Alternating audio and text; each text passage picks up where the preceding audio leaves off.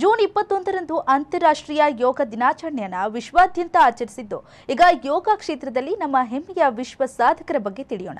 ಸಕ್ಕರೆನಾಡು ಮಂಡ್ಯ ಜಿಲ್ಲೆಗೆ ಇಬ್ಬರು ದಿಗ್ಗಜರಿಂದ ಯೋಗದಲ್ಲಿ ವಿಶ್ವ ದಾಖಲೆಯಾಗಿದ್ದು ನಾಡಿಗೆ ಹೆಮ್ಮೆಯ ವಿಚಾರವಾಗಿದೆ. ಅವರಲ್ಲಿ ಮೊದಲ ಸಾಧಕರೆಂದರೆ ಜಲಯೋಗದಲ್ಲಿ ವಿಶ್ವ ದಾಖಲೆ ನಿರ್ಮಿಸಿರುವ ಶ್ರೀ ತ್ರಿನೇತ್ರ ಮಹಂತ ಸ್ವಾಮೀಜಿಯವರು. ಶ್ರೀ ಮಹಂತ ಸ್ವಾಮೀಜಿಯವರು ಶ್ರೀರಂಗಪಟ್ಟಣ ತಾಲೂಕಿನ ಚಂದ್ರವನ ಆಶ್ರಮದ ಪೀಠಾಧ್ಯಕ್ಷರಾಗಿದ್ದು ಜಲಯೋಗದಲ್ಲಿ ದೇಶದಲ್ಲೇ ಮೊದಲ ಬಾರಿಗೆ PhD ಮಾಡಿದ್ದಾರೆ. ಸ್ವಾಮೀಜಿಯವರ ಜಲಯೋಗದ ಸಾಧನೆಗೆ ಗಿನ್ನಿಸ್ ರೆಕಾರ್ಡ್ ಪ್ರಶಸ್ತಿ ಅರಸಿ ಬಂದಿದೆ.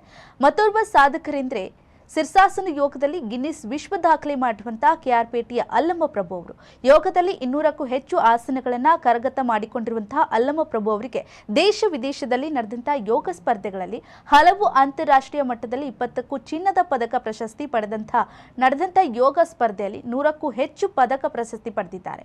ಇನ್ನು ಇಡೀ ತಾಲೂಕಿನ ಜನರಿಗೆ ಯೋಗ ಗುರುವಾಗಿ ಯೋಗ ಕಲ್ಪಿಸ್ತಾ ಇರುವಂತಹ ಅಲ್ಲಮ್ಮ ಪ್ರಭು ಹಾಗೂ ಶ್ರೀ ಮಹಂತ ಸ್ವಾಮೀಜಿಗಳ ಸಾಧನೆಗೆ ಜಿಲ್ಲೆಯ ಗಣ್ಯರು ಸೇರಿ ಸಂಘ ಸಂಸ್ಥೆಗಳಿಂದ ಪ್ರಶಂಸೆ ಕೂಡ ಹರಿದು ಬಂದಿದೆ. ಹಾಗಾಗಬೇಕು ಅಂತಂದ್ರೆ ವಿಶ್ವದ ಯೋಗ ದಿನಾಚರಣೆಯನ್ನ 12ನೇ ವರ್ಷಕ್ಕೆ ಕಾಲಿಟ್ಟಿದ್ದೀವಿ. ಬಹಳ ಸಂತೋಷ. ಎಲ್ಲ ರಾಷ್ಟ್ರದವರಿಗೂ ಹೃದಯಪೂರ್ವಕವಾಗಿ ನಾನು ಯೋಗ ದಿನಾಚರಣೆಯ ಶುಭಾಶಯಗಳನ್ನ ಹೇಳಲಿಕ್ಕೆ ನಾನು ಬಯಸ್ತೀನಿ. ಯೋಗ ಅನ್ನೋದು ಯೋಗ್ಯತೆಯನ್ನ ಹೆಚ್ಚು ಮಾಡೋದಕ್ಕೆ ಯೋಗಶಾಸ್ತ್ರ ಪೂರಕವಾಗಿದೆ.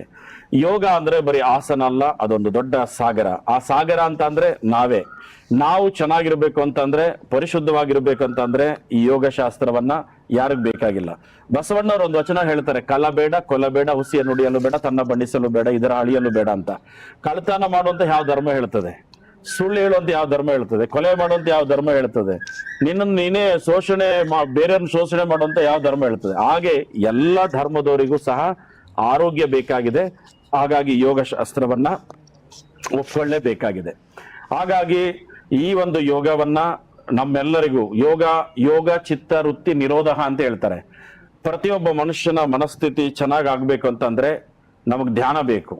ಪ್ರತಿಯೊಬ್ಬನಿಗೂ ಪ್ರಾಣಾಯಾಮ ಮಾಡೋದ್ರಿಂದ ನಮ್ಮ ಶ್ವಾಸಕೋಶಗಳು ಚೆನ್ನಾಗಾಗ್ಬೇಕಂತಂದ್ರೆ ಪ್ರಾಣಾಯಾಮ ಬೇಕು. ನಮ್ಮ ಯೋಗ ಆಸನಗಳು ಮಾಡೋದ್ರ ಮುಖಾಂತರ ನಾವು ದೇಹವನ್ನ ಪ್ರತಿ ಅಂಗಾಂಗಗಳನ್ನ ಬಲಿಷ್ಠ ಮಾಡ್ಕೋಬೇಕಂದ್ರೆ ಯೋಗ ಆಸನಗಳು ಬೇಕು. ಹಾಗೆ ಆಹಾರದಲ್ಲಿ ಎಷ್ಟು ಏನ್ ತಿನ್ಬೇಕು? ಸಾತ್ವಿಕ ತಿಂದ್ರೆ ನಮ್ಮ ಹೊಟ್ಟೆ ಚೆನ್ನಾಗಿದ್ರೆ ಬಹುಶಃ ಈ ನಾಲ್ಕು ಯೋಗದ ಪತಾಂಜಲಿ ಸೂತ್ರದಲ್ಲಿ 4 ಪಾದಗಳಿದೆ. ಹಾಗೆ 4 ನಾನು ಸಾಮಾನ್ಯ ಜ್ಞಾನದ ಒಂದು ಸಂದೇಶವನ್ನ ಕೊಟ್ಟಿದ್ದೀನಿ. ಈ 4 ಇಟ್ಕೊಂಡ್ರೆ ಸಾಕು.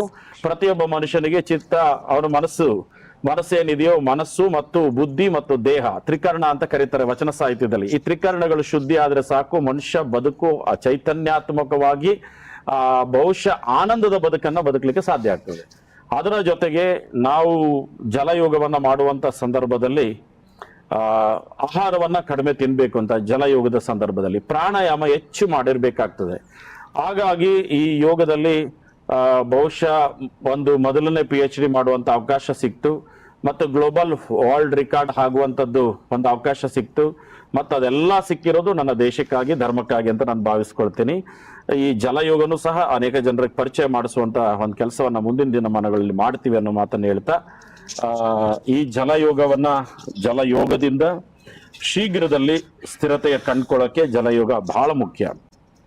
ನಾವು ನೆಲದಲ್ಲಿ ಮಾಡಿದಂತ ಸಂದರ್ಭದಲ್ಲಿ ಧ್ಯಾನ ಮಾಡ್ತಾ ಇರ್ಬೇಕಾದ್ರೂ ಏಕಾಗ್ರತೆ ಬರೋದು ಕಷ್ಟ. ನೀರಲ್ಲಿ ಹಿಂಗ್ ಮಲ್ಕೊಂಡ ತಕ್ಷಣ ಏಕಾಗ್ರತೆ, ಯಾಕೆಂತಂದ್ರೆ ಇನ್ನು ಸ್ವಲ್ಪ ತಪ್ಪಿದ್ರು ಮುಳುಗೋಗ್ತಾನ ಅವನು. ಹಾಗಾಗಿ ಏಕಾಗ್ರತೆ ಬರೋದು ನೀರಿನ ಮೇಲೆ. ಪಂಚಭೂತಗಳ ಆಧಾರ ಇಟ್ಕೊಂಡು ಜಲಯೋಗವನ್ನ ಮಾಡುವಂಥದ್ದು. ಯಾಕೆ ಅಂತಂದ್ರೆ ಆಕಾಶ ನೋಡ್ತಾ ಇರ್ತೀವಿ, ಒಂದು ಭೂಮಿ ನೀರ್ ಮೇಲಿದೆ, ಭೂಮಿ ತತ್ವನೂ ಆಯ್ತು, ನೀರು ಜಲತತ್ವನೂ ಆಯ್ತು. ಆ ಜಲತತ್ವದಲ್ಲಿ ನಾವು ಮಲಗಿದೀವಿ ಅಂತ ಅಂದಾಗ ನೀರು ಮತ್ತು ನನ್ನ ದೇಹ ಎರಡು ತಿಕ್ತಾ ಅಗ್ನಿ ತತ್ವ ಉಂಟಾಗ್ತದೆ. ಅದು ಅಲ್ಲೇ ಬಂದಾಯ್ತು. ಬಹುಶಃ ಪ್ರಾಣಾಯಾಮ, ಉಸಿರಾಟೋದಿಲ್ಲ ಅಂದ್ರೆ ಅದು ಕಷ್ಟ ಆಗ್ತದೆ. ಗಾಳಿ, ವಾಯು ತತ್ವನು ಬಂತು. ಪಂಚಭೂತಗಳ ಆಧಾರ ಬಹುಶಃ ಒಂದೇ ಒಂದು ಯೋಗಶಾಸ್ತ್ರದಲ್ಲಿ, ಜಲಯೋಗದಲ್ಲಿದೆ. ಆ ಒಂದು ಕ್ರಿಯೆಯನ್ನ ಯಾರು ಬೇಕಾದ್ರೂ ಕಲಿಬಹುದು. ಆದ್ರೆ ಇಚ್ಛಾಶಕ್ತಿ ಇರಬೇಕು, ಸಾಮರ್ಥ್ಯ ಇರಬೇಕು, ಧೈರ್ಯ ಇರಬೇಕು ಅಷ್ಟೇ. ನಾನ್ ನೀರ್ ಮೇಲೆ 1 ಗಂಟೆ 2 ಗಂಟೆ 3 ಗಂಟೆ ಅದೇನು ಇರ್ಬೇಕನ್ಸಿದ್ರೆ ಇರ್ಬೋದು, ಅದ್ರ ಬಗ್ಗೆ ಏನು 2 ಮಾತಿಲ್ಲ. ಅದ್ರಲ್ಲಿ ಒಂದು 30ರಿಂದ 40 ಆಸನಗಳು, ಮುದ್ರಾ ಆಸನಗಳು, ಇವೆಲ್ಲ ನೀರ್ ಮೇಲೆ ಮಾಡುವಂತ ಕಾರ್ಯಕ್ರಮ ಇದೆ.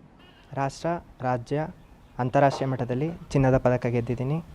ಆಮೇಲೆ ಶೀರ್ಷಾಸನದಲ್ಲಿ international book of world record ಮಾಡಿದ್ದೀನಿ 10 ನಿಮಿಷ. ಆನ್ಲೈನ್ ಮುಖಾಂತರ.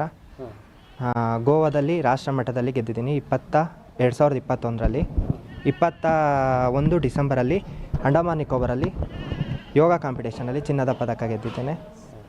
ಆಮೇಲೆ ಇನ್ನೂ ಹಲವಾರು ತಾಲೂಕು ಪ್ರಶಸ್ತಿಗಳು ಬಂದಿದೆ. ನನ್ನ ಸಾಧನೆಯನ್ನು ಗುರುತಿಸಿ ಹಲವು ಗಣ್ಯಗಳು ಸನ್ಮಾನ ಮಾಡಿದ್ದಾರೆ, ಗೌರವಿಸಿದ್ದಾರೆ. ಆಮೇಲೆ ಹಲವಾರು ಉಚಿತ ಕ್ಯಾಂಪ್ಗಳನ್ನು ಮಾಡಿದ್ದೇನೆ. ಸುಮಾರು ಒಂದು 50,000 ಅಧಿಕ ಜನಕ್ಕೆ ಉಚಿತ ಯೋಗ ಕ್ಲಾಸನ್ನು ಮಾಡಿದ್ದೇನೆ. ತುಂಬ ಖುಷಿಯಾಗುತ್ತೆ ಇದು. ಎಲ್ಲರೂ ಡಿಗ್ರಿ ಮಾಡ್ತಾರೆ, ಒಂದು ಕೆಲ್ಸಕ್ಕೆ ಹೋಗ್ತಾರೆ, 20,000 30,000 ಕೆಲ್ಸಕ್ಕೆ ಹೋಗ್ತಾರೆ. ಹಾಗಾಗಿ ನನಗೆ ಓದಲಿಕ್ಕೆ ಇಂಟ್ರೆಸ್ಟ್ ಇರಲಿಲ್ಲ. ಹಾಗಾಗಿ ಯೋಗ ಇಂಟ್ರೆಸ್ಟ್ ಬಂತು.